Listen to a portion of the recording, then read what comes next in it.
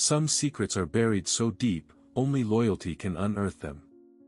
In a small Utah church, during what should have been a quiet funeral, an old dog did something that shattered 30 years of silence. What happened in those few chaotic moments didn't just break a casket, it broke open a truth so devastating that an entire town would be forced to confront the lie they'd been living.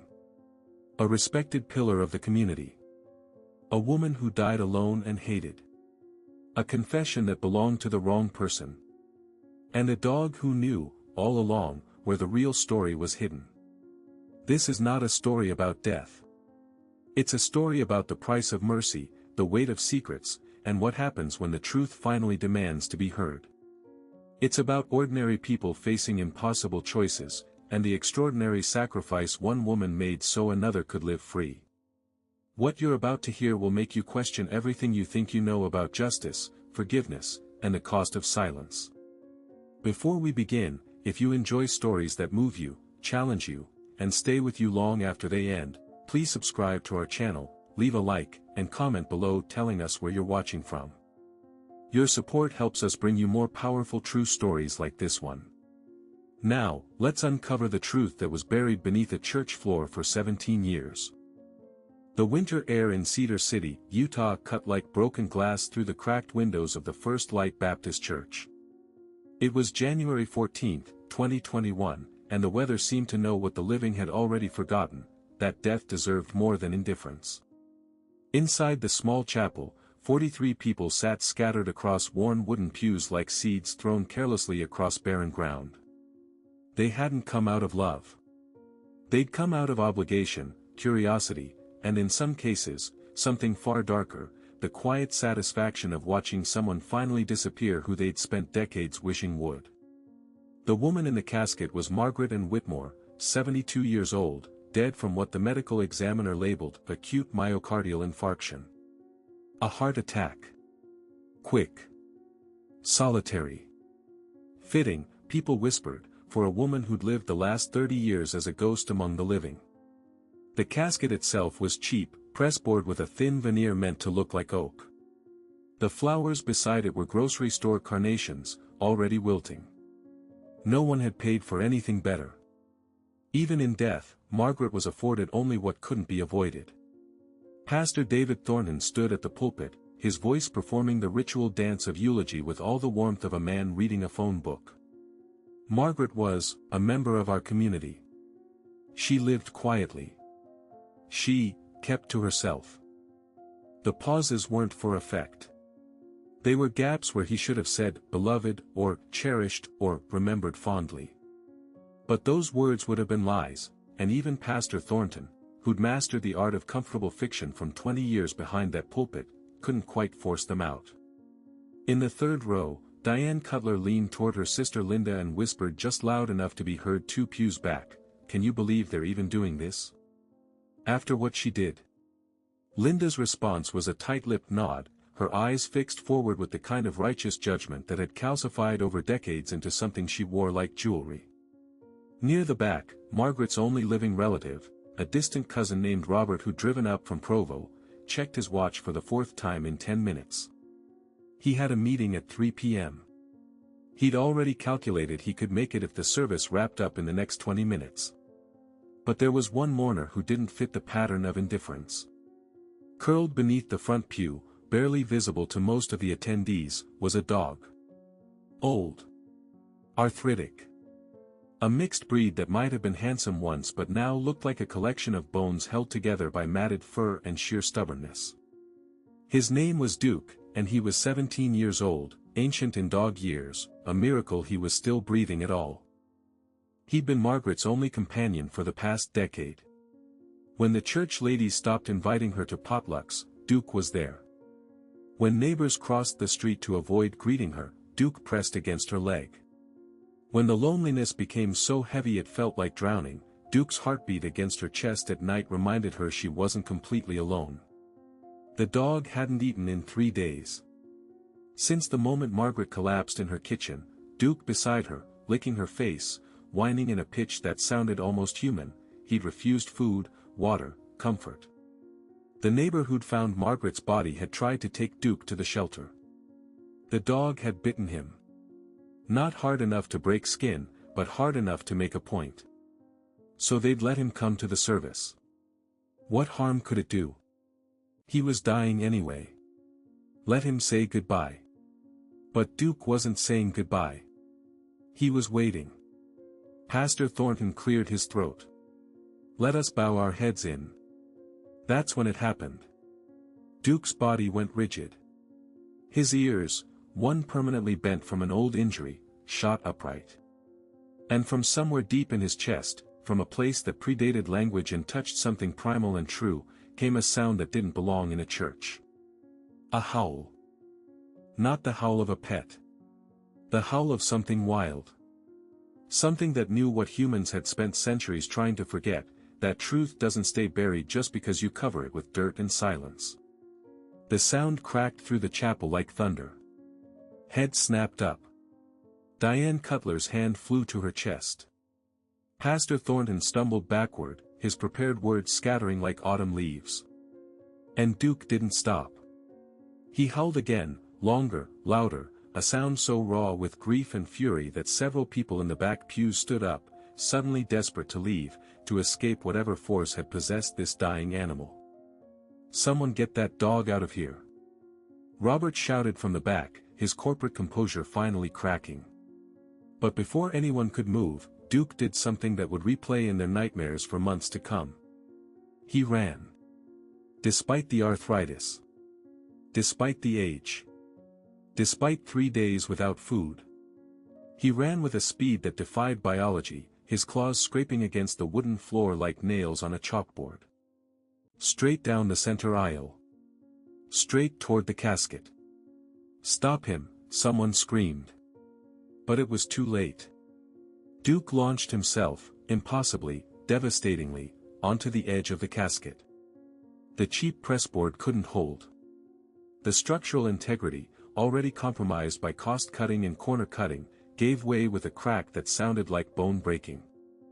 The casket lurched. Tilted. The upper half swung open with a groan of failing hinges. Margaret's body, dressed in a simple gray dress that had been her only church outfit for 15 years, shifted. Rolled slightly to the left. And that's when the paper fell. It had been tucked, deliberately, carefully, into the fold of her dress, just above her heart. A single piece of paper, aged yellow, folded into a tight square. It hit the floor with a whisper of sound that somehow carried across the frozen silence of the chapel. Duke stood over it, panting, his eyes fixed not on the paper but on someone in the congregation.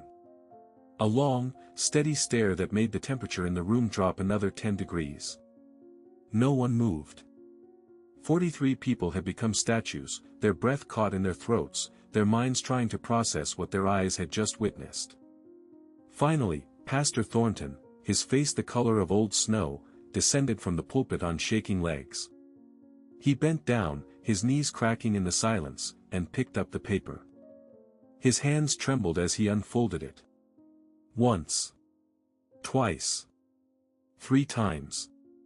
He read it silently first. His expression shifted from confusion to shock to something that looked dangerously close to horror. What does it say? Diane Cutler demanded, her voice shrill with the kind of hunger that comes from decades of feeding on other people's misfortunes. Pastor Thornton's lips moved but no sound came out at first. He tried again. It's a confession, he whispered.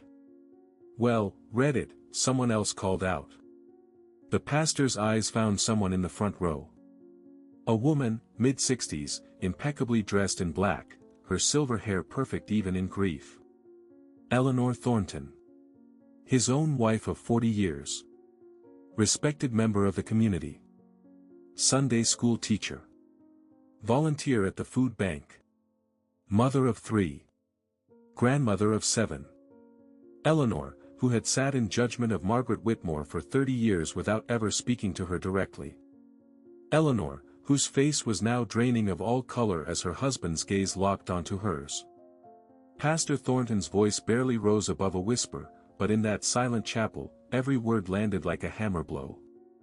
I confess before God and these witnesses that on the night of March 15, 1991, I took a life. I buried the truth. I let another woman carry my sin. I let her be destroyed so I could be saved. I have lived in grace while she lived in shame. And I am sorry. But sorry doesn't bring back the dead. It only haunts the living. Signed. He stopped. His eyes were wet now. His hands shaking so badly the paper fluttered like a wounded bird. Signed. Eleanor Marie Thornton. The silence that followed wasn't empty. It was full. Full of sharp intakes of breath. Full of Diane Cutler's strangled gasp. Full of the sound of Eleanor Thornton's world ending in a church where she taught children about honesty and righteousness for 3 decades. Full of the soft, satisfied exhale from an old dog who finally, could rest. Duke collapsed onto the floor, his body going limp, his eyes closing. His chest rose and fell once more, shallow and slow. And 43 people sat frozen, staring at a dead woman in a broken casket and a living one in the front pew, and tried to understand how everything they thought they knew had just shattered like cheap wood beneath the weight of impossible truth. Margaret and Whitmore hadn't always been invisible. There was a time, brief, golden, almost forgotten, when she'd walked through the streets of Cedar City with her head held high, when her laughter rang out across Sunday potlucks, when children ran to hug her legs after church services. That was before. Before March 15, 1991. Before the night that carved her life into 2 unrecognizable halves. She'd been 42 years old then, working as a nurse at Cedar City Hospital. Night shifts mostly, because that's when they needed her most. She was good at her job, patient, thorough, the kind of nurse who remembered not just your symptoms but your children's names, your fears whispered at 3 a.m. when pain made you honest. Her husband had died young, a construction accident when she was 35, leaving her childless and alone but not broken. She'd rebuilt. Found purpose in her work. Found community in the First Light Baptist Church, where she sang in the choir every Sunday, her alto voice filling the gaps between the sopranos and the tenors with something steady and true. But on March 16, 1991, when the sun rose over Utah's red rock landscape, Margaret Whitmore woke up to a different world. One where whispers followed her like shadows. Where eyes that had once smiled now cut away sharply. Where the very air around her seemed to curdle with judgment. The official story, the one that spread through Cedar City like wildfire through dry brush, was simple, devastating, and incomplete. Margaret Whitmore had been involved in something terrible at the hospital. A patient had died. Not from natural causes. There were questions about medications. About responsibility. About whether someone had made a choice that night that crossed the line from mercy into murder. The hospital conducted an investigation. Quiet. Internal. The kind designed to protect the institution more than uncover truth. No criminal charges were ever filed. No official report was ever released. But the conclusion leaked anyway. The way poison always finds a way through cracks. Margaret Whitmore had acted alone. Margaret Whitmore had made a terrible judgment call. Margaret Whitmore should be grateful they weren't pressing charges. She was allowed to resign. Quietly. With a severance package that felt more like hush money than gratitude for 15 years of service. And that should have been the end of it. But in a town like Cedar City, population barely 30,000, where everyone knew everyone's business and strangers were still remarked upon, there was no such thing as a quiet ending. There was only the long, slow death of reputation. Helen Richardson, who ran the local grocery store, started watching Margaret at the checkout counter like she might pocket something. Never said a word. Just watched. Her eyes hard and suspicious, her hand hovering near the phone as if ready to call someone, police, pastor, anyone, if Margaret made one wrong move.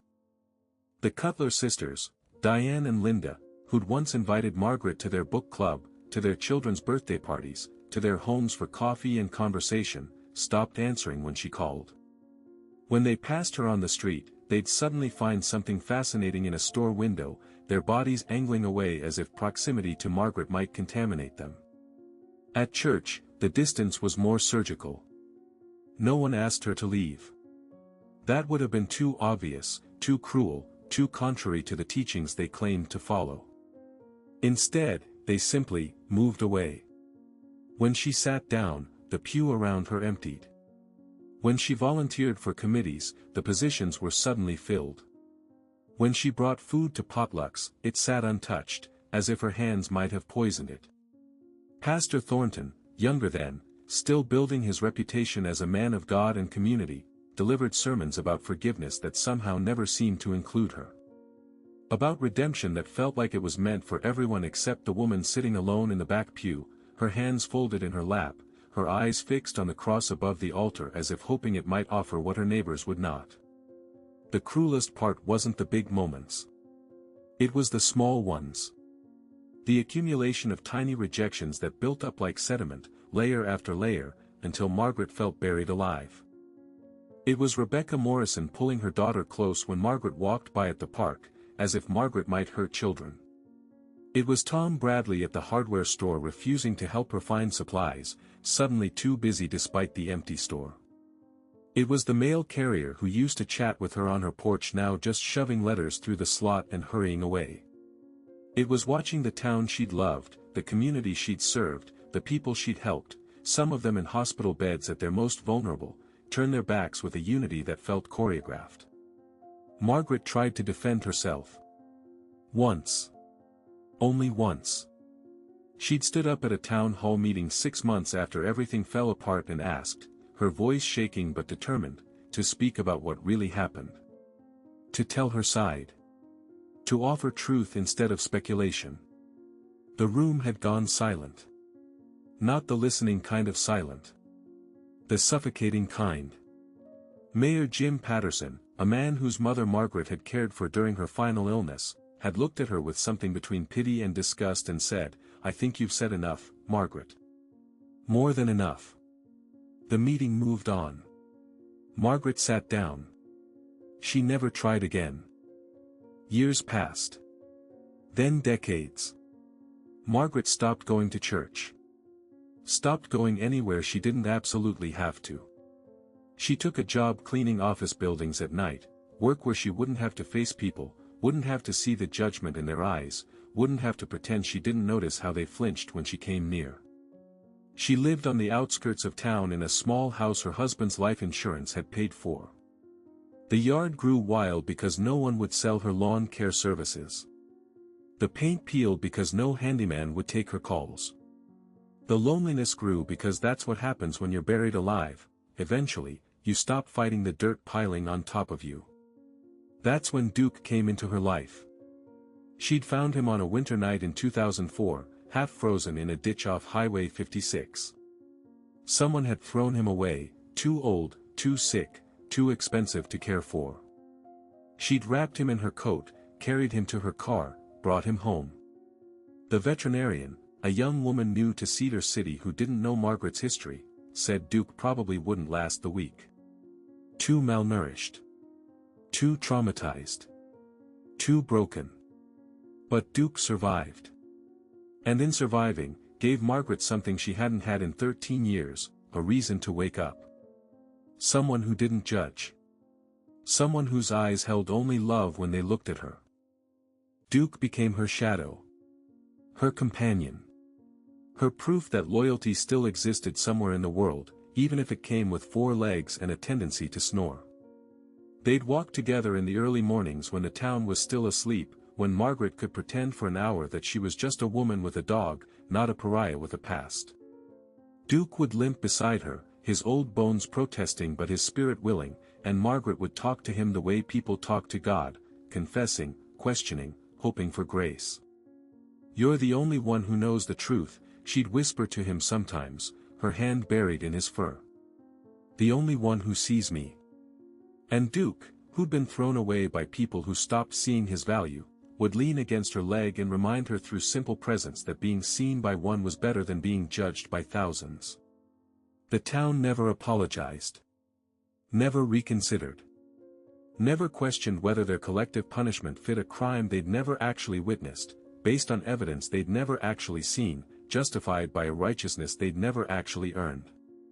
Margaret Ann Whitmore lived 30 years as a ghost in her own life, and when her heart finally gave out on January 11, 2021, Duke beside her, howling his grief to walls that had heard so much silence, the town felt nothing but relief. One less reminder of their own capacity for cruelty. One less mirror reflecting what they'd become. One less woman who knew that the worst sins aren't always the ones we commit, sometimes they're the ones we allow, the ones we participate in through silence, the ones we justify with whispers and turn backs and a comfortable lie that someone else's suffering is somehow deserved. But Margaret had kept one secret. One truth. One confession that wasn't hers. And Duke had known all along that his job wasn't finished. That love, real love, doesn't end with death. It endures. It protects. It refuses to let lies stand unchallenged. Even if it costs everything. Especially then. The paper trembled in Pastor David Thornton's hands like a living thing trying to escape. Around him, the chapel had transformed from a place of respectful mourning into something else entirely, a courtroom, a confessional, a stage where 30 years of carefully constructed lies were crumbling in real time. Eleanor Thornton sat frozen in the front pew, her perfectly manicured hands gripping the wooden armrest so tightly her knuckles had gone white. Her mouth opened and closed, but no sound emerged. She looked like a woman drowning in air, gasping for oxygen that wouldn't come. "That's not possible," someone whispered from the back. The voice belonged to Gerald Fisher, Cedar City's longtime police chief, now retired but still carrying the authority of his former position like a shield. "Eleanor Thornton. That can't be right." But Pastor Thornton wasn't looking at Gerald. He was looking at his wife with an expression that cycled through disbelief, confusion, and something darker, the slow, terrible dawn of recognition. As if pieces of a puzzle he'd never known existed were suddenly clicking into place, forming a picture he'd spent 40 years refusing to see. "David," Eleanor finally managed, her voice barely audible. "David, I can explain." "Can you?" The pastor's voice cracked like ice breaking. "Can you explain this?" He held up the paper, his hand shaking so badly the words blurred. March 15, 1991. "Eleanor, where were you that night?" The question hung in the air like smoke. Heavy. Suffocating. Impossible to ignore. Eleanor's face went through a transformation, from shock to calculation to something that looked almost like relief. The relief of someone who'd been holding their breath for 3 decades and finally had permission to exhale. "I was at the hospital," she whispered. "I was visiting my mother." Pastor Thornton's face went slack. "Your mother died on March 16. "She died at 2:47 a.m. on March 16, Eleanor corrected, her voice gaining strength even as tears began to stream down her face. "But she was dying all night. I was there. In room 304. And Margaret. Margaret was her nurse." The name landed like a stone in still water, sending ripples of shock through the congregation. Diane Cutler gasped audibly. Linda grabbed her sister's arm. In the back, Robert, the distant cousin who'd been checking his watch, was now leaning forward, his 3 p.m. meeting completely forgotten. "Your mother," Pastor Thornton repeated slowly, as if testing the weight of each word. "Catherine Reynolds. She died of, what did the death certificate say?" "Respiratory failure," Eleanor said automatically. Then, quieter, "complications from pneumonia." "But that's not what happened, is it?" The pastor's voice was gentle now, almost tender, the way you'd speak to someone standing on a ledge. "Eleanor, what really happened that night?" The chapel waited. 43 people had become a single organism, breathing in unison, hearts beating in synchronized dread and fascination. Eleanor stood slowly, her legs shaking beneath her black dress. She turned to face the congregation, these people she'd taught, counseled, comforted for decades. These people who trusted her with their children, their secrets, their souls. "My mother was in agony," she began, her voice steady despite the tears. The pneumonia had spread. Her lungs were filling with fluid. Every breath was torture. She was drowning from the inside, and the doctors said there was nothing more they could do except keep her comfortable. But she wasn't comfortable. She was suffering. Begging me, Eleanor's voice broke. Begging me to make it stop. Pastor Thornton sank into the front pew beside where his wife had been sitting, the paper still clutched in his hand. I was 37 years old, Eleanor continued. I'd been teaching Sunday school for 10 years. I believed in the sanctity of life. I believed suffering had purpose. I believed God never gave us more than we could handle. She laughed, a sharp, bitter sound. But watching your mother drown in her own body, that changes what you believe. She paused, her eyes finding Margaret's body in the broken casket. Even from across the room, even in death, there seemed to be an understanding between them, a connection forged in the darkest moment of both their lives. Margaret was so kind, Eleanor whispered. She held my mother's hand. Sang to her. Treated her with dignity when dignity was all she had left. And when my mother begged for mercy, when she grabbed Margaret's arm with her last bit of strength and pleaded for release, I saw Margaret's face change.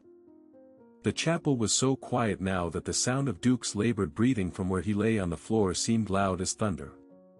Margaret said no, Eleanor continued. She said she couldn't. It was against her oath. Against the law. Against everything she believed in. Eleanor's hands twisted together. So I did it. The collective intake of breath was like wind rushing through a canyon. There was morphine, Eleanor said, her voice mechanical now, reciting facts to keep from feeling them. For pain management. Margaret had just administered a dose. The protocol was every 4 hours. But my mother's suffering was immediate. Constant. Unbearable. And Margaret had to leave, another patient was coding down the hall. She told me not to touch anything. To wait. To be patient. Eleanor's eyes were distant now, seeing not the chapel but a hospital room 30 years ago, seeing her mother's gray face, hearing her rattling breath, feeling the impossible weight of love and mercy and fear. I waited until Margaret was gone. Then I administered another dose. And another. I didn't know exactly how much. I just knew I wanted the suffering to stop. I wanted my mother to find peace. Her voice dropped to barely a whisper. And she did. Within minutes, her breathing eased. Her face relaxed. She looked almost grateful. And at 2:47 a.m., she was gone. Pastor Thornton was crying now, silent tears streaming down his face. When Margaret came back and saw what I'd done, she knew immediately. The morphine levels would show in any autopsy. There would be questions. Investigations. My mother's death would become a spectacle. And I would go to prison. Eleanor looked directly at her husband now. I had 3 children, David. 3 babies at home. You were just starting your ministry. Our whole life was ahead of us. So Margaret took the blame, the pastor said quietly. She offered, Eleanor corrected. She said she'd been the only nurse on duty. She'd been under stress. She'd made an error in dosing. It would be investigated, but as long as I said nothing, as long as I confirmed that I'd been in the waiting room, that I'd seen nothing unusual, the investigation would end with her. Eleanor's face crumpled. She said she had no children to protect. No husband waiting at home. No reputation that mattered more than mine. But she did have a reputation, Diane Cutler said from her pew, her voice shaking with anger and something that might have been shame. She had a life. A career. Friends.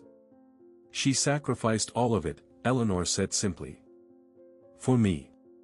For my family. Because she saw a mother trying to ease her dying child's suffering, because yes, at 37, I was still my mother's child, and she chose mercy over justice. The confession, the real confession, was now complete. Not the one written on the paper, but the one spoken aloud in the presence of witnesses.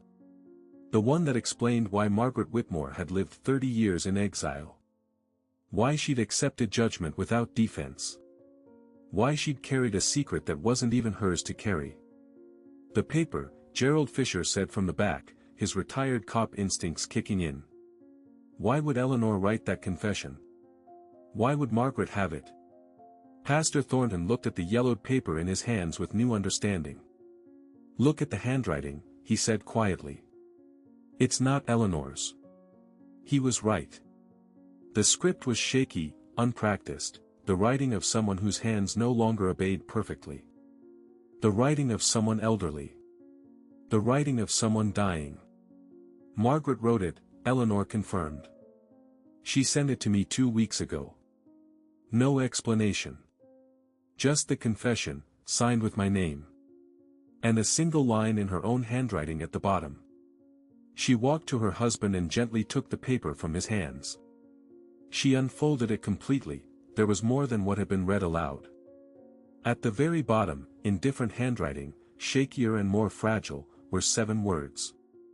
Duke knows where the truth is buried. Everyone's eyes went to the old dog, still lying on the floor, his breathing shallow but steady. His eyes were open now, watching Eleanor with an intensity that seemed almost human. She knew she was dying, Eleanor whispered. She knew Duke would make sure the truth came out. Even if it destroyed me. Even after she'd spent 30 years protecting me. She looked at Margaret's body with an expression of devastating grief. Because that's what real love does. It protects you from consequences while you're weak. But it also refuses to let you hide from truth forever. The revelation didn't bring clarity. It brought chaos.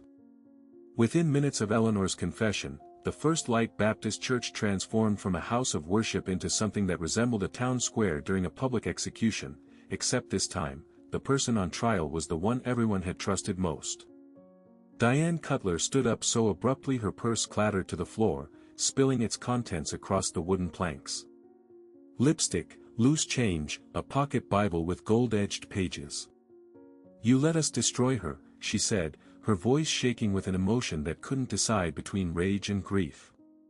For 30 years, Eleanor. 30 years we treated Margaret like a criminal. Like a monster. And you said nothing. Linda grabbed her sister's arm, but whether to restrain her or support her wasn't clear. Her own face had gone ashen, her lips pressed into a thin line that couldn't quite contain the trembling. We invited you into our homes, Diane continued, tears now streaming down her carefully made-up face, leaving tracks through her foundation like fault lines in earth. We trusted you with our children. Our secrets. Our faith. And the whole time, her voice broke completely. The whole time you were a liar. Eleanor didn't defend herself. She stood there, hands clasped in front of her like a child awaiting punishment, accepting each word like blows she'd known were coming for 3 decades. But it was Rebecca Morrison, quiet, gentle Rebecca who ran the church nursery and had once pulled her daughter away from Margaret at the park, who asked the question that changed everything. What else? Her voice was soft but it cut through the noise like a blade. What else did you gain, Eleanor, while Margaret lost everything? The chapel went quiet again. The kind of quiet that precedes thunder. Pastor Thornton looked at his wife as if seeing her for the first time. His mind was clearly racing backward through 40 years of marriage, examining moments he'd never questioned, successes he'd never scrutinized, blessings he'd assumed were earned. The promotion, he said quietly. In 1992. You were appointed head of the women's ministry. Eleanor's eyes closed. Yes. That position was supposed to go to Margaret, Helen Richardson said from the middle pews. She owned the grocery store where she'd watched Margaret with suspicious eyes for decades. She'd been leading the prayer group. Everyone knew she was next in line. Until she wasn't, someone else added. The pieces were falling into place now, a puzzle assembling itself with sickening speed. Gerald Fisher pulled out his phone, an instinct from his police days, and began scrolling through something, his face growing darker with each swipe. "The community center," he said, his voice carrying the weight of investigative authority even in retirement. "The Eleanor Thornton Community Center. Built in 1995. Funded by donations from church members and local businesses." He looked up. "You led that fundraising campaign, didn't you, Eleanor?" She nodded, barely. "Would people have donated if they'd known the truth?" Gerald pressed. "Would the mayor have named the building after you? Would Governor Huntsman have attended the ribbon-cutting ceremony and called you a pillar of the community?" Eleanor's silence was answer enough. Tom Bradley, the hardware store owner who'd refused to help Margaret for 3 decades, stood up slowly.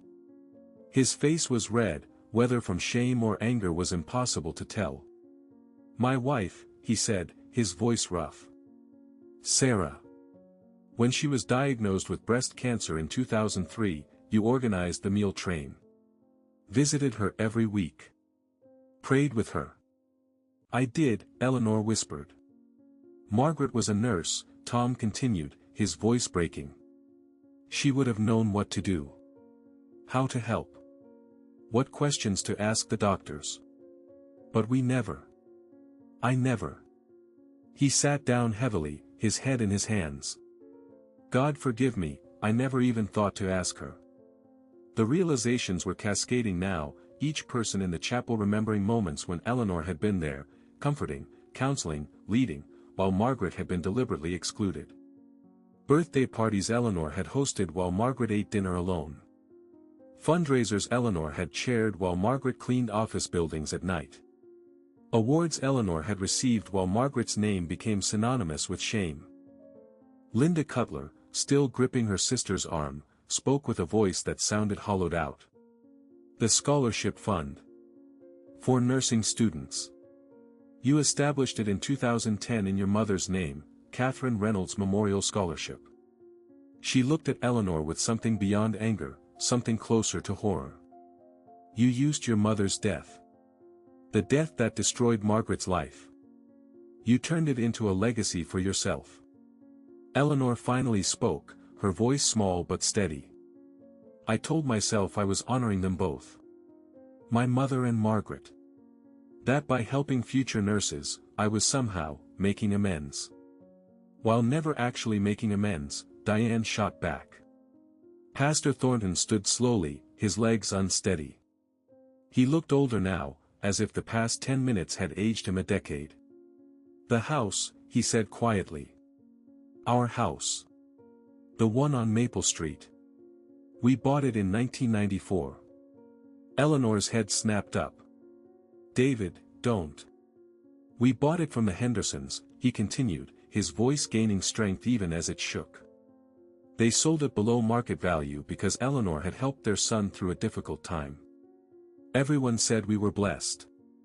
That God was rewarding us for our faithful service." He looked at his wife. "But it wasn't God, was it?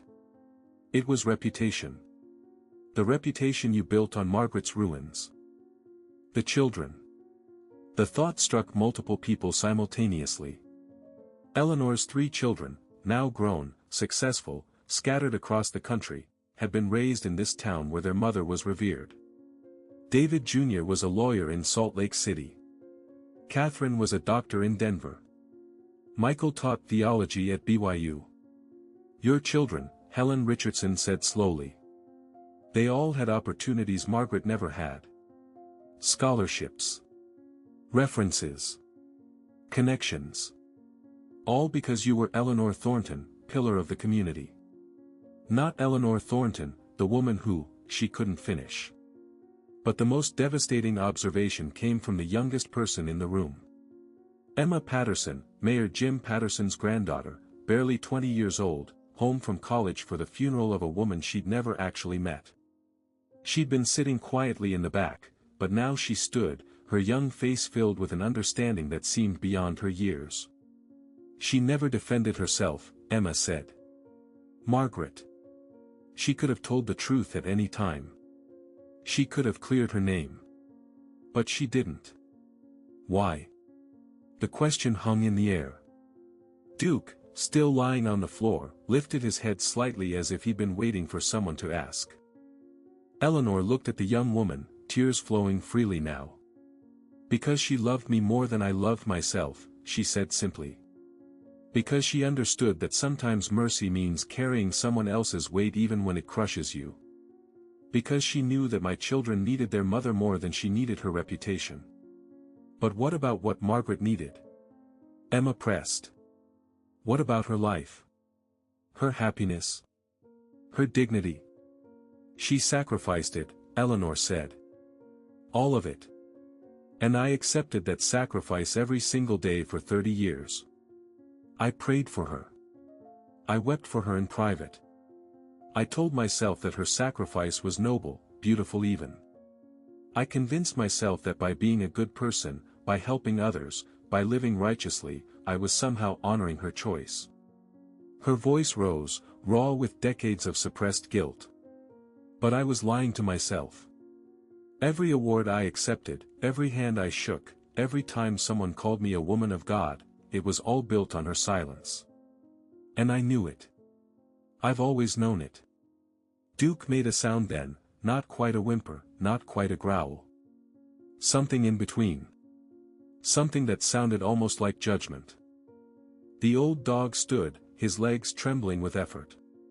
He walked slowly toward the front of the church, past pews full of people who'd spent 30 years believing a lie. He walked past Eleanor, who flinched as if his proximity burned. He walked to Margaret's casket, stood on his hind legs despite the obvious pain it caused, and rested his front paws gently on the broken wood. Then he looked directly at Eleanor with eyes that held more accusation than any human could have mustered. And everyone in that chapel understood with crystalline clarity that they'd all, every single one of them, benefited from Margaret's silence in their own way. They'd benefited from believing the comfortable lie. From having someone to judge. From the moral superiority that came with casting out a sinner. From never having to examine their own capacity for cruelty. Eleanor Thornton had built a life on Margaret's sacrifice. But they'd all built their righteousness on her suffering. The hospital corridors at 1:47 a.m. on March 16, 1991, held a peculiar silence that only exists in places where life and death negotiate their boundaries. Fluorescent lights hummed their monotonous tune. Somewhere down the hall, a monitor beeped in steady rhythm. The night shift moved like ghosts through the hallways, efficient, quiet, respectful of the thin veil between the living and the dying. Room 304 was different from the others. Not in structure, it had the same pale green walls, the same industrial linoleum floor, the same regulation curtains that never quite blocked out the hallway light. But in atmosphere, in the weight of what was happening inside those four walls, it was entirely its own universe. Catherine Reynolds lay in the hospital bed, her body a landscape of suffering. At 68 years old, she'd been a formidable woman, tall, strong-willed, the kind of mother who'd raised 5 children through poverty and loss with nothing but determination and faith. But pneumonia doesn't respect strength. It doesn't care about willpower. It fills your lungs with fluid and drowns you slowly, breath by agonizing breath, until breathing itself becomes an act of warfare. Eleanor sat beside her mother's bed, holding a hand that felt like paper and bones. She'd been there for 11 hours straight. Her husband David was at home with their 3 children, David Jr., 8 years old, Catherine, 6, and Michael, barely 4. They didn't know their grandmother was dying. Eleanor had told them she was at a church meeting. A lie that seemed insignificant compared to what was coming. "Please," Catherine whispered, her voice wet and rattling. "Eleanor, please. I can't do this anymore." Eleanor had heard her mother beg before, for rent money when times were hard, for mercy when Eleanor's father had been cruel, for strength when loss seemed unbearable. But she'd never heard her beg for death. Never heard her mother, who taught Sunday school for 40 years and believed suffering brought you closer to God, ask for it to end. "The doctor said they're keeping you comfortable, Mama," Eleanor said, wiping her mother's forehead with a cool cloth. The words felt hollow even as she spoke them. Comfortable was a word for people sitting in recliners. Not for people drowning in their own bodies. Comfortable, Catherine repeated, and laughed, a horrible, gurgling sound. Is that what they call this? Eleanor, I'm suffocating. Every breath feels like swallowing glass. Every minute is an hour. Every hour is, she couldn't finish. Another coughing fit seized her, violent and wet. Margaret Whitmore had been in and out of the room all night. She'd administered morphine on schedule, 2 milligrams at 10 p.m., another 2 at 2 a.m. Hospital protocol. Designed to ease pain without hastening death. A careful balance that seemed designed more to protect institutions than to serve patients. At 1:30 a.m., Margaret had administered the 2 a.m. dose early because Catherine's suffering had become too acute to ignore. She'd held Catherine's other hand, the one Eleanor wasn't gripping, and sang softly, an old hymn Eleanor recognized from childhood. Abide with me. The words about darkness deepening and staying with us through death felt both comforting and cruel. You're a good nurse, Catherine had whispered to Margaret when the morphine started to work, when the edge came off the pain just enough to allow words. A good woman. Don't let them tell you different. Eleanor hadn't understood the comment then. She wouldn't understand it until later, until after everything had changed. At 1:45 a.m., a code blue sounded down the hall. Room 318. Another patient in crisis. Margaret's face had shifted immediately from compassionate presence to professional necessity. I have to go, she'd said to Eleanor, apologetic but firm. I'm the only nurse on this wing tonight. Betty called in sick. She'd looked at the morphine cart beside the bed, then at Eleanor. Don't touch anything. I know it's hard, but we have to follow protocol. I'll be back as soon as I can. Eleanor had nodded. Had promised. Had meant it. The door closed behind Margaret with a soft click, and Eleanor was alone with her mother's suffering. 2 minutes passed. Catherine's breathing grew more labored. The brief relief the morphine had provided was already fading, the disease stronger than the medicine. Kill me, Catherine whispered. Not a request anymore. A plea. Eleanor, if you love me, if you've ever loved me, please. End this. Mama, I can't. You can. Catherine's eyes, dulled by pain and medication, focused with sudden intensity. You're my daughter. You're my baby. I brought you into this world. I'm asking you to help me leave it with dignity. Please. Please don't make me beg anymore. Eleanor looked at her mother's face, the face that had smiled at her first steps, frowned at her teenage rebellions, cried at her wedding, glowed at the births of her grandchildren. That face was begging now. Actually begging. For death. For mercy. For an end to suffering that medicine and protocol and faith seemed powerless to provide. The morphine cart was right there. Within reach. The vials clearly labeled. The syringes sterile and ready. Margaret had shown her earlier how the 4-line worked, not to teach her, just making conversation, explaining her work the way people do when they're trying to distract someone from unbearable waiting. Eleanor's hand moved before her mind could catch up. Reached for the vial. Drew up the clear liquid. Her nursing training consisted of exactly 0 hours, but desperation is an excellent teacher. The 4-port was simple, just insert the syringe and push. Simple. Quick. Merciful. Thank you, Catherine whispered, seeing what her daughter was doing. Thank you, baby. Tell the kids their grandma loved them. Tell them I wasn't brave at the end, but I was loved. And that's enough. Eleanor administered 3 doses in succession. 6 milligrams total. Added to the 2 Margaret had given earlier, it was enough. More than enough. Catherine's breathing eased almost immediately. The terrible rattling quieted. Her face relaxed, decades of worry and pain smoothing away like someone had ironed the wrinkles from worn fabric. I love you, Mama, Eleanor whispered, holding her mother's hand as the morphine did its work. I know, Catherine breathed. I've always known.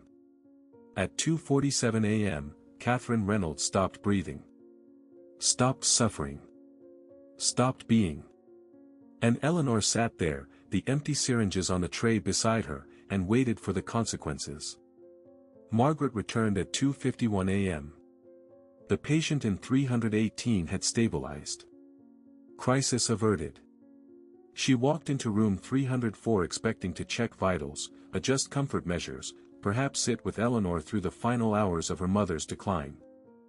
Instead, she found a body already gone cold and a woman whose eyes told the entire story without words. Margaret looked at the morphine vials. At the empty syringes. At the 4-line. At Eleanor's shaking hands. At Catherine's peaceful face. She understood in seconds what had happened. What it meant. What was coming. Eleanor, she said quietly, closing the door behind her. What did you do? What I had to, Eleanor whispered. What you wouldn't. Margaret sat down in a chair on the other side of the bed. For a long moment, neither woman spoke. Catherine's body lay between them, evidence, testimony, accusation. There will be an autopsy, Margaret finally said. The morphine levels will show excessive dosing. There will be questions. An investigation. I know. You could go to prison. I know. Margaret looked at this woman, this mother of 3, this Sunday school teacher, this person who just crossed a line that couldn't be uncrossed out of love and desperation and the terrible weight of watching someone you love suffer beyond endurance. You have children, Margaret said softly. Eleanor nodded, tears streaming down her face. A husband who's building his ministry. A family that depends on you. Another nod. Margaret stood slowly, walked to the window, looked out at Cedar City sleeping peacefully under winter stars. She thought about her own life, her dead husband, her absent children, her solitary existence. She thought about mercy and justice and which one mattered more when love was the variable being measured. Here's what's going to happen, Margaret said, turning back to Eleanor. You're going to go to the waiting room. You're going to tell anyone who asks that you were there all night. That you never left. That I was the only person in this room with your mother. Margaret, no. I was stressed. Overworked. Betty called in sick, I was covering too many patients. I made an error in dosing. It happens. Rarely, but it happens. Margaret's voice was steady, resolved. They'll investigate me. Probably suspend me. Maybe fire me. But they won't prosecute. Not for a mistake. Not when the patient was dying anyway. I can't let you do that. You can't stop me.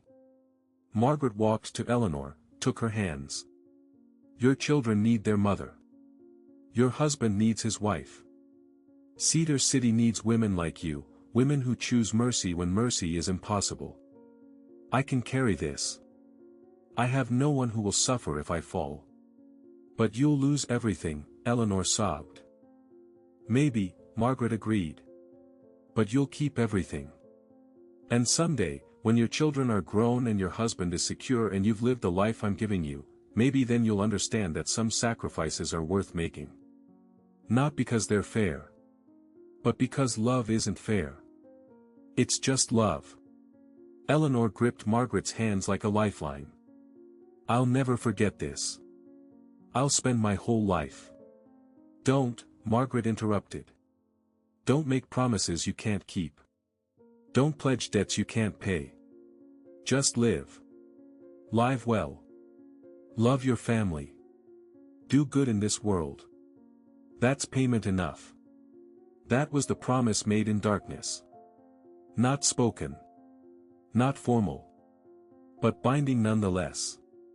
The silence in the First Light Baptist Church after Eleanor's confession wasn't peaceful. It was the silence of a held breath, of a storm gathering, of foundations cracking beneath weight they were never meant to bear. Duke remained standing at Margaret's casket, his old body trembling with effort but his gaze unwavering. He was looking past Eleanor now, past the congregation, towards something only he seemed to see. His nose twitched. Once. Twice. Then he turned his head toward the back of the church, toward a door that led to the basement, a space used for storage, old hymnals, Christmas decorations, forgotten pieces of the church's history. "What is he doing?" someone whispered. The dog moved slowly, painfully, away from the casket. Each step looked like it cost him something vital, but he didn't stop. He walked down the center aisle with purpose, his claws clicking against the wooden floor in a rhythm that sounded almost like Morse code. Click click. Click. Click click click. Gerald Fisher stood up instinctively, his retired cop instincts activated. "That dog knows something."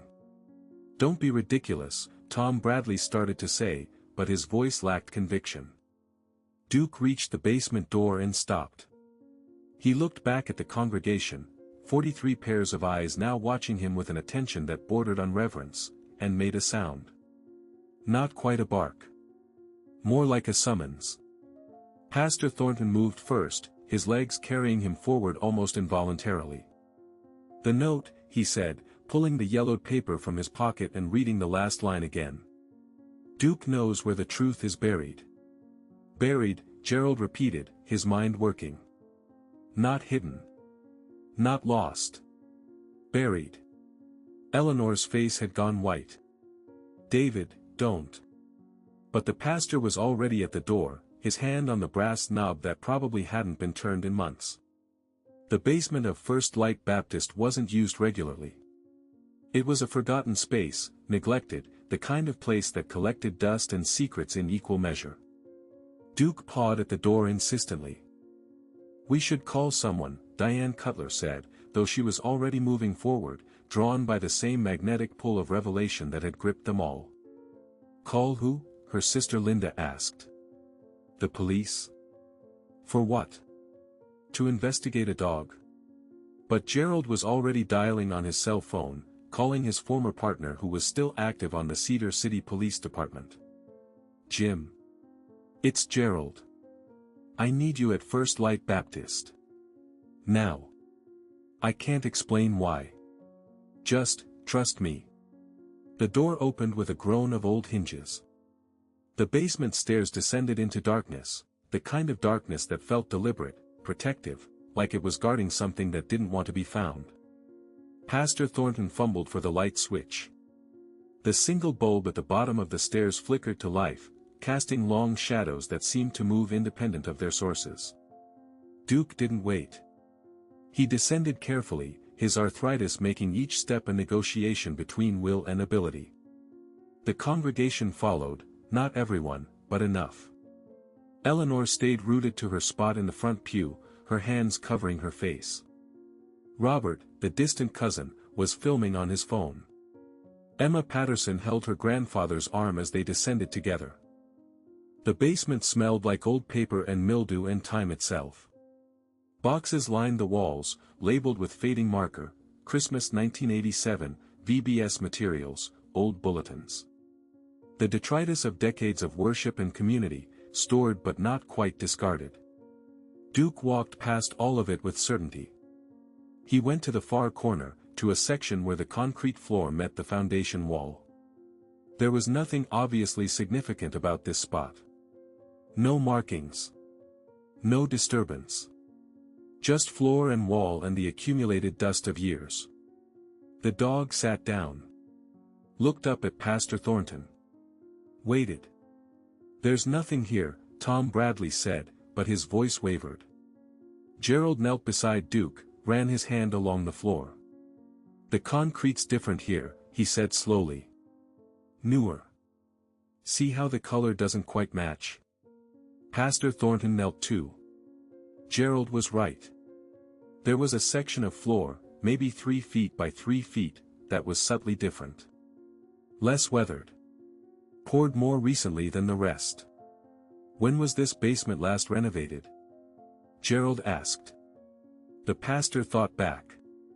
"We replaced the furnace in 2004, but we didn't pour new concrete. He stopped. His eyes went wide. Margaret volunteered to oversee the contractors. She said she wanted to help. We were grateful.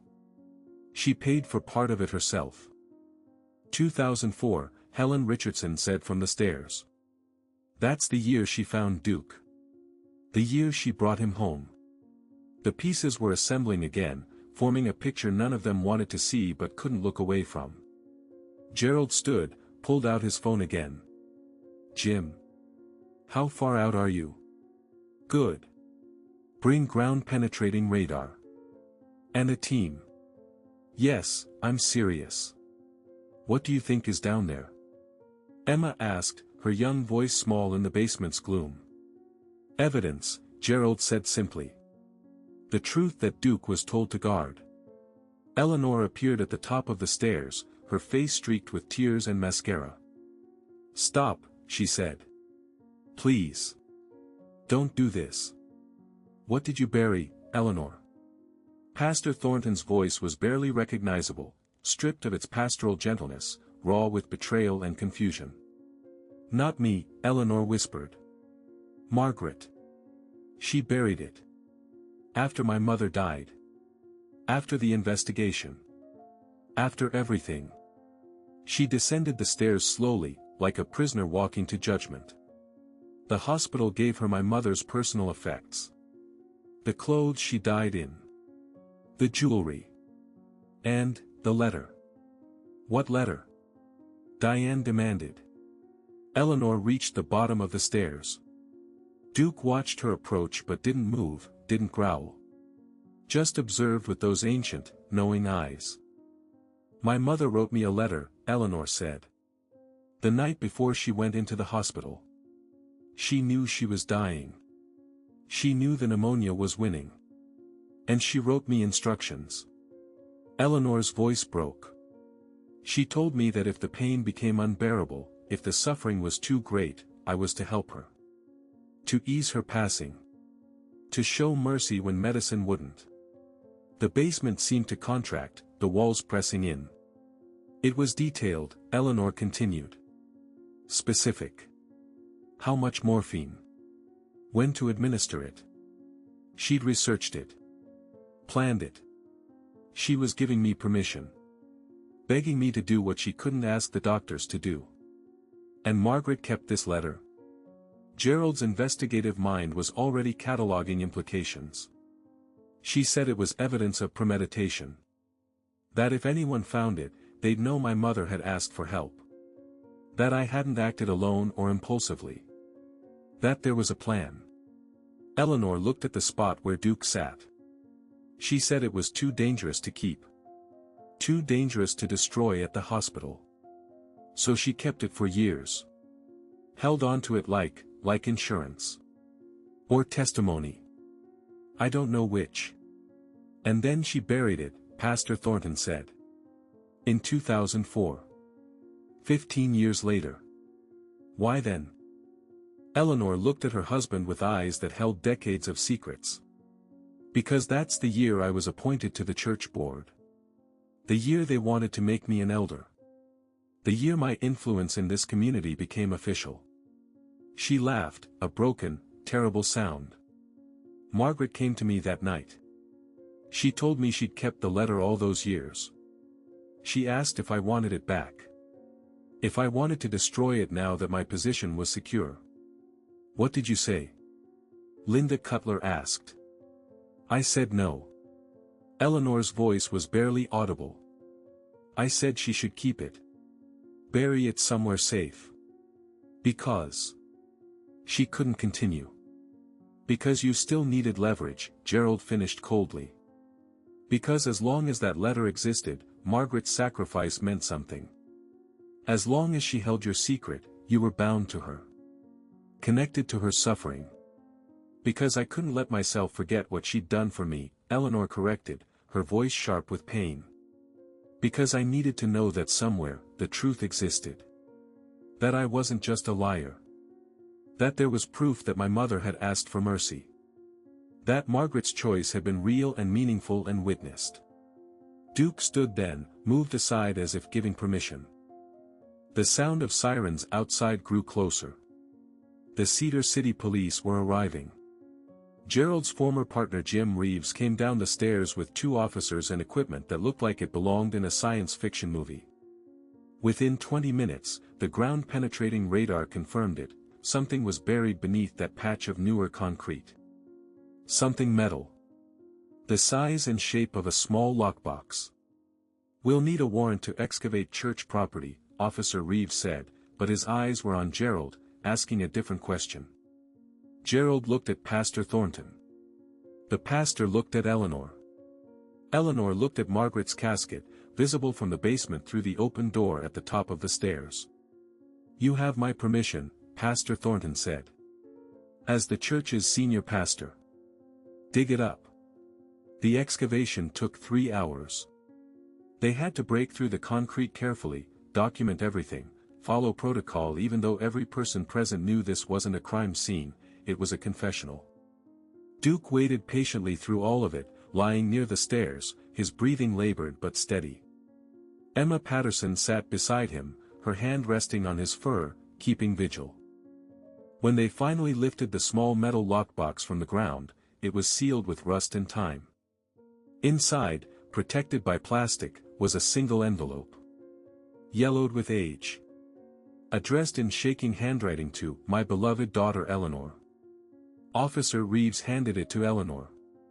"It's not evidence of a crime," he said quietly. "The statute of limitations on all of this expired years ago. This is personal." Eleanor held her mother's final letter, the letter that explained everything, justified everything, condemned everything, and began to cry in a way that suggested she'd been holding these tears for 30 years. And Duke, his mission finally complete, his promise to Margaret finally kept, closed his eyes and let out a long, slow breath that sounded like relief. Eleanor's hands shook as she held the envelope that had been buried for 17 years beneath the church where she'd taught children about honesty, integrity, and the importance of living in truth. The irony wasn't lost on anyone watching. Pastor Thornton stood beside his wife, his presence neither supportive nor condemning, simply present, bearing witness to whatever was about to unfold. The congregation had reconvened in the chapel, the funeral forgotten, Margaret's body still resting in the broken casket that had started all of this. Duke lay at the front, his breathing shallow, his purpose fulfilled but his life not yet ready to release. "Read it," Diane Cutler said from her pew.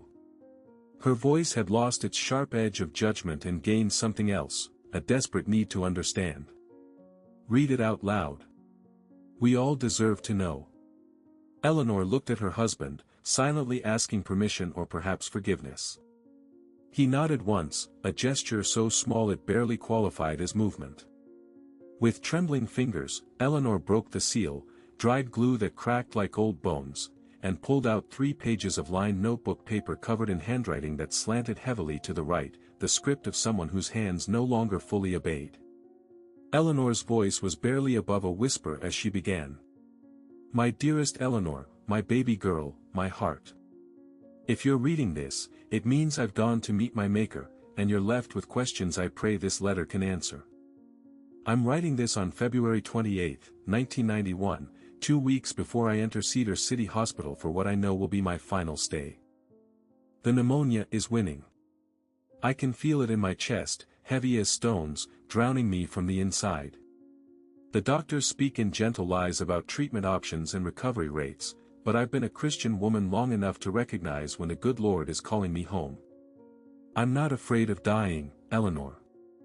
I'm afraid of the dying itself. I've watched people die in agony. Your grandmother, God rest her soul, took 3 weeks to go.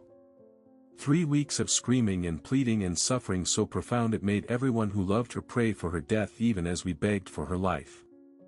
I will not do that to you. I will not put my grandchildren through that. I will not let my last gift to this world be trauma." Eleanor's voice cracked. She paused, swallowed hard, continued. "So I'm giving you permission. No, I'm asking you, I'm begging you, if the pain becomes unbearable, if the suffering strips away my dignity and leaves only animal fear and agony, help me. End it with mercy. I've researched how. It's not complicated. Morphine, administered properly, can ease a soul from this world to the next without violence or terror. I know what I'm asking. I know the weight I'm placing on your shoulders. I know that loving someone sometimes means carrying their burdens even when those burdens could destroy you.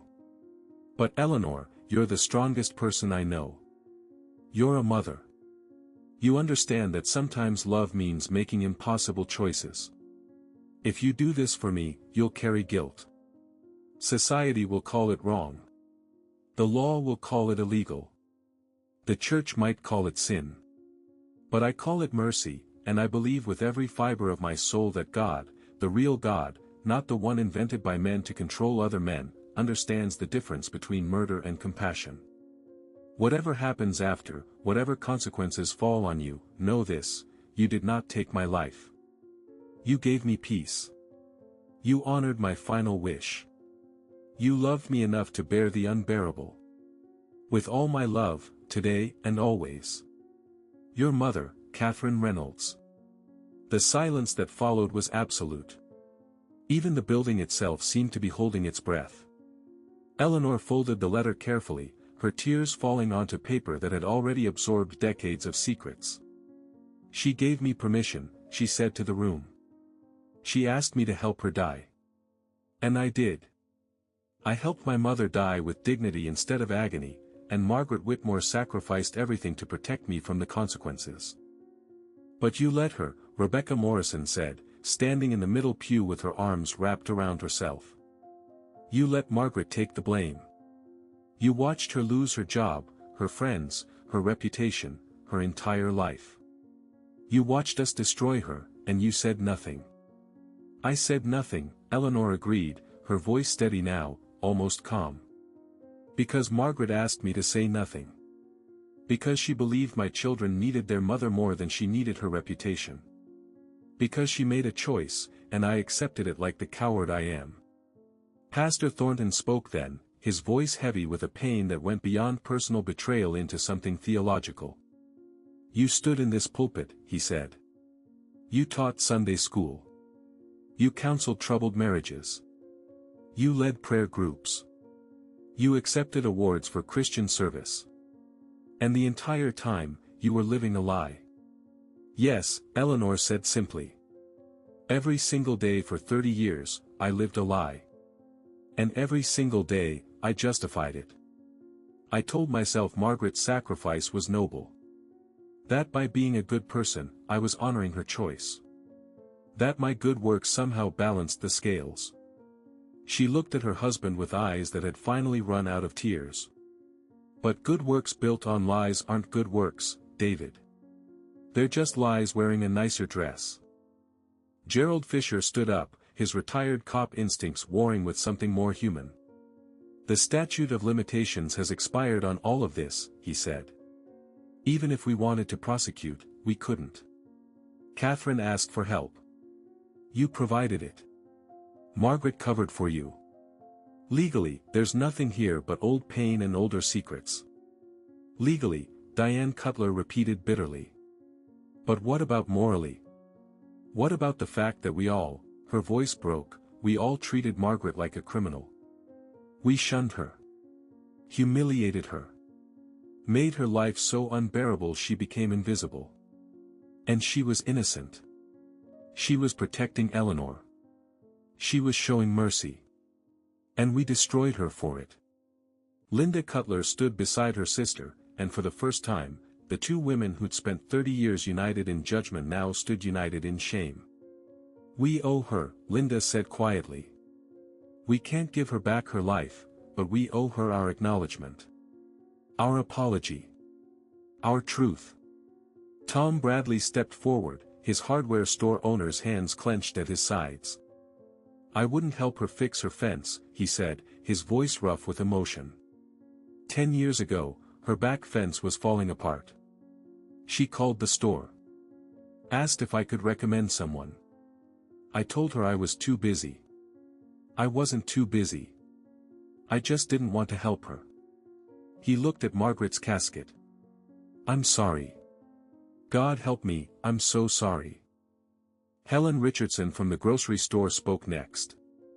I watched her like a thief every time she came in. For 30 years, I watched her like she might steal from me. She never did.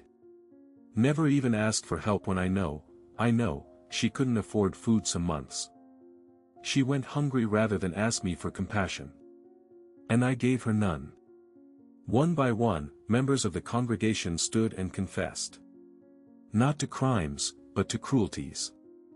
The small, daily violences they'd inflicted on Margaret Whitmore. The assumptions they'd made. The kindness they'd withheld. The humanity they'd denied her. Emma Patterson, young enough to have no personal guilt in Margaret's story, spoke with a clarity that cut through the confessions. She died alone, Emma said. Except for Duke. She died in a house where the fence was broken and the paint was peeling, and the only visitor she'd had in years was a dog who loved her because dogs don't care about rumors. She died knowing you all hated her. And she died protecting the woman who'd built a life on her suffering. Eleanor flinched as if struck. That's not nobility, Emma continued. That's tragedy. And we're all responsible. Not just Eleanor. All of us. Because we chose comfort over compassion. We chose judgment over investigation. We chose the easy story over the true one. Pastor Thornton walked to the pulpit, not to preach, but to confess. I built my ministry here, he said. 40 years in this church. Baptized children. Married couples. Buried the dead. Counseled the suffering. And I never once, not once, asked Margaret to tell me her side of the story. I accepted the official version. I moved on. I let my wife benefit from Margaret's silence while I preached about truth and justice and God's love. He gripped the pulpit's edges. I am a hypocrite. And so is this church. And so is this town. Duke lifted his head then, his old eyes focusing on the pastor with something that might have been approval. Or forgiveness. Or simply acknowledgement that truth, however late, still mattered. Officer Reeves cleared his throat. I'll file a report, he said. Documenting what was found. Catherine Reynolds' letter will go into the record. It won't change anything legally, but it will exist. Officially. Anyone who wants to know what really happened will be able to find it. Tell them, Eleanor said suddenly, fiercely. Tell everyone. Put it in the newspaper. Post it online. I don't care anymore. Let Cedar City know that Eleanor Thornton is a fraud. That every good thing attributed to me was built on Margaret Whitmore's sacrifice. Let them know the truth. Eleanor, Pastor Thornton started. No, she cut him off. No more protection. No more silence. Margaret gave me 30 years. I owe her at least this, the truth, spoken loudly, witnessed publicly, recorded permanently. And so, in the First Light Baptist Church on January 14, 2021, the truth that had been buried for 3 decades finally breathed free. 3 days after the funeral that changed everything, Cedar City looked the same but felt different. The Red Rock Formation still rose against the Utah sky. Main Street still hosted its usual traffic. The First Light Baptist Church still stood on the corner of 200 South and 300 West, its white steeple pointing toward heaven like an accusation. But the people had changed. The Cedar City Gazette ran the story on page 1. Not buried in the local section. Not softened with euphemisms. The headline read, Local woman lived 30 years in exile to protect another's secret. Below it, a photo of Margaret Whitmore from 1990, young, smiling, wearing her nurse's uniform, beside a photo of Eleanor Thornton from just last year, accepting an award for community service. The article, written by a young journalist named Sarah Chin who'd moved to Cedar City only 2 years prior and had no history with any of the players, was merciless in its honesty. She interviewed Pastor Thornton, Eleanor, the Cutler sisters, Tom Bradley, Helen Richardson. She obtained copies of Catherine Reynolds' letter. She documented 30 years of collective cruelty with the precision of someone who understood that sometimes the worst violence is the legal kind. The comments section online exploded. Some defended Eleanor, she was just a daughter trying to ease her mother's suffering. Others condemned her, she let an innocent woman be destroyed. But most fell into a third category, the uncomfortable middle ground. We're all complicit in something. We've all chosen comfort over truth at some point. The Eleanor Thornton Community Center was renamed within a week. The City Council voted unanimously. It became simply the Cedar City Community Center. No individual's name. No hero to celebrate. Just a building serving a purpose. Eleanor resigned from every position she held. The church board. The women's ministry. The nursing scholarship fund that bore her mother's name. She didn't defend herself. Didn't make speeches. Didn't ask for forgiveness. She simply stepped back and let the consequences fall where they would.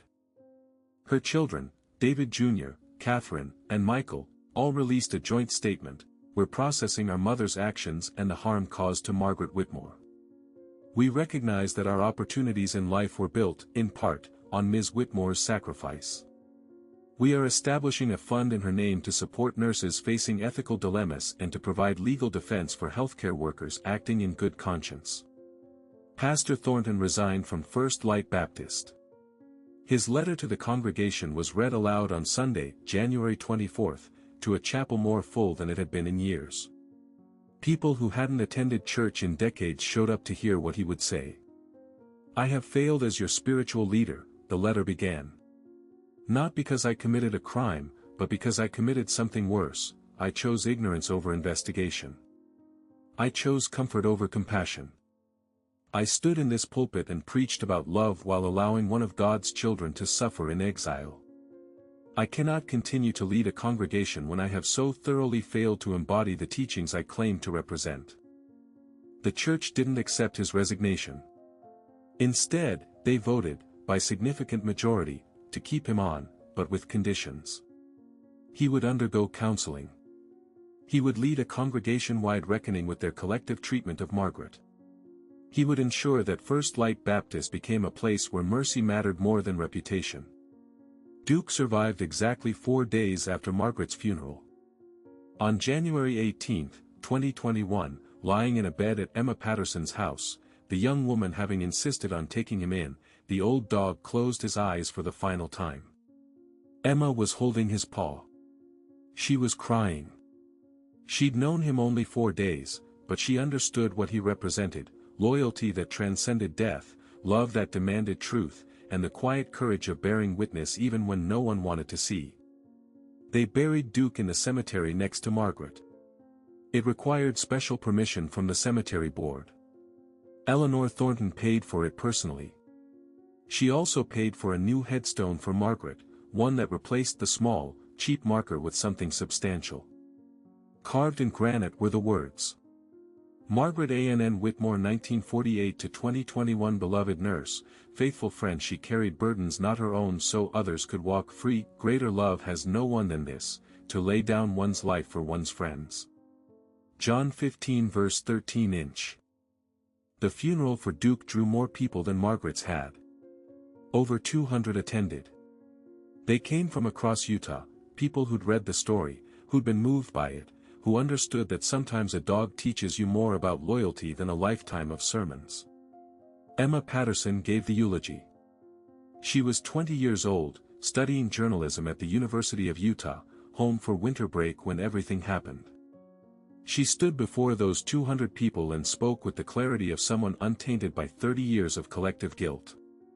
"I never met Margaret Whitmore," Emma said. "I was born the year after her life was destroyed by secrets and silence. But I knew Duke for 4 days, and in those 4 days, he taught me something essential: truth doesn't expire. Love doesn't surrender. And dignity, real dignity, isn't something that can be taken from you. It's something you give to others, even when they don't deserve it." She paused, looking at the gathered crowd. Margaret gave Cedar City dignity for 30 years. She could have spoken up. Could have defended herself. Could have destroyed Eleanor Thornton's life the way hers was destroyed. But she chose mercy. And this town, our town, repaid her mercy with cruelty. The crowd shifted uncomfortably. But here's what I've learned in the past week, Emma continued. Dignity doesn't die. Even when the person who embodied it is gone.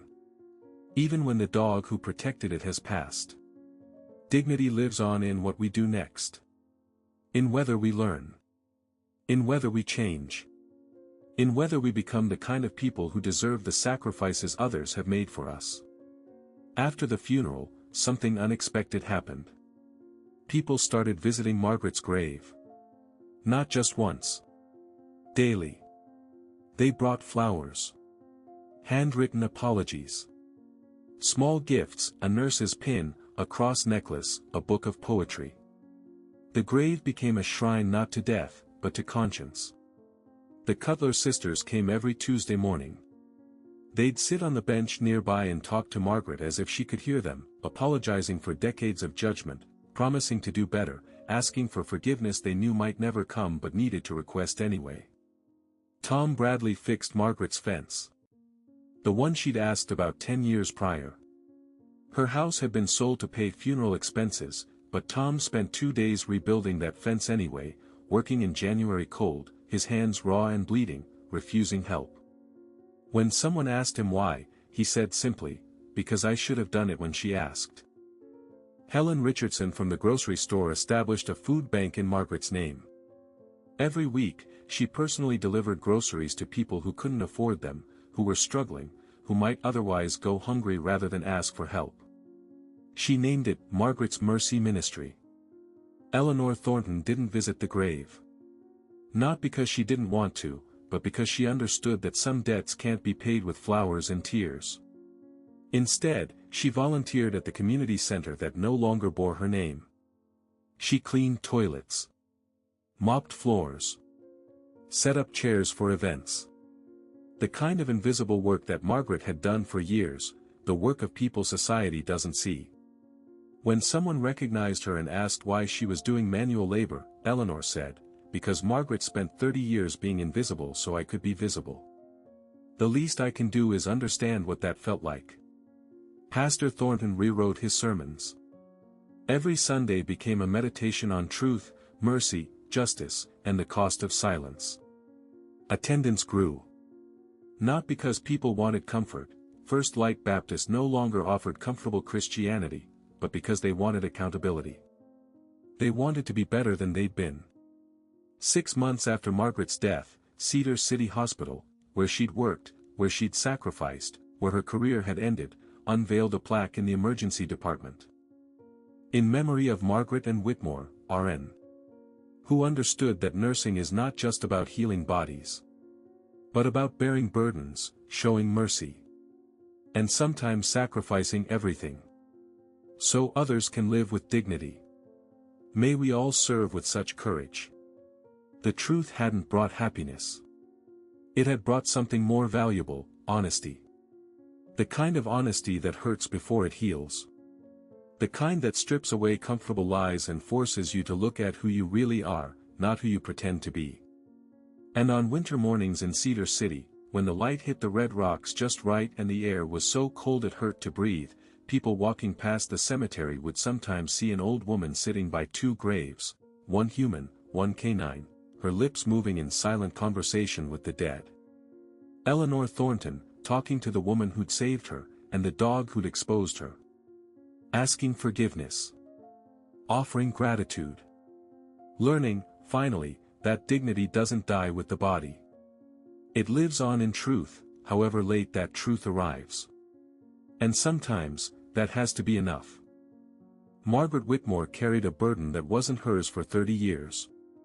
She watched her life crumble, her reputation destroyed, her community turn against her, all to protect a woman who had shown mercy to a dying mother. And in the end, it was a loyal dog who ensured the truth would not die with her. This story asks us the hardest questions. Would you sacrifice everything for someone else's peace?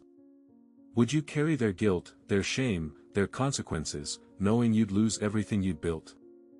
And perhaps even harder, if someone made that sacrifice for you, would you have the courage to live a life worthy of it, or would you, like Eleanor, build your success on their suffering? We judge so easily. We cast stones without knowing the full story.